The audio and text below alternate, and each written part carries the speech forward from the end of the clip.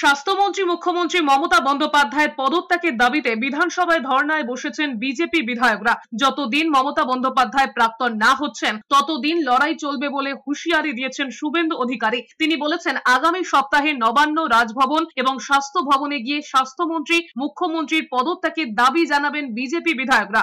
আর.জি. কর কাণ্ডের প্রতিবাদে চিকিৎসকদের লড়াইকে কুর্নিশ জানিয়েছেন শুভেন্দু অধিকারী। তিনি বলেছেন, বাঙালির কান্নায় সামিল হয়েছে সারা দেশ। মহিলারা আতঙ্কিত। যেসব বিদ্যুৎ জনেরা মমতা বন্দ্যোপাধ্যায়ের পাশে থেকেছেন তারাও এখন প্রতিবাদে সামিল হচ্ছেন।